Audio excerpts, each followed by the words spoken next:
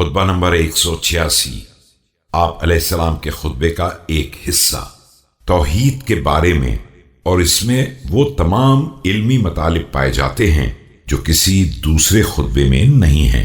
بسم اللہ الرحمن الرحیم۔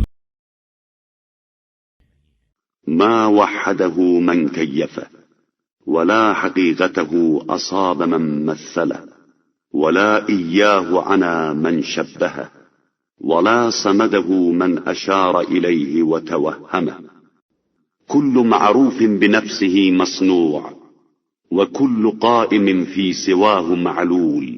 وہ اس کی توحید کا قائل نہیں ہے جس نے اس کے لیے کیفیات کا تصور پیدا کر لیا، اور وہ اس کی حقیقت سے ناآشنا ہے جس نے اس کی تمثیل قرار دے دی۔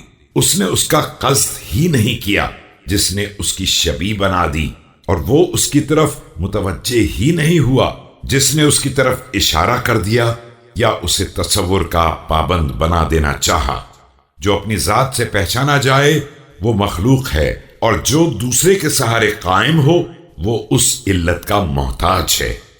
فاعل لا باضطراب آلة، مقدر لا بجول فكرة، غني لا باستفادة، لا تسحبه الأوقات ولا ترفده الأدوات، سبق الأوقات كونه والعدم وجوده والابتداء أزله۔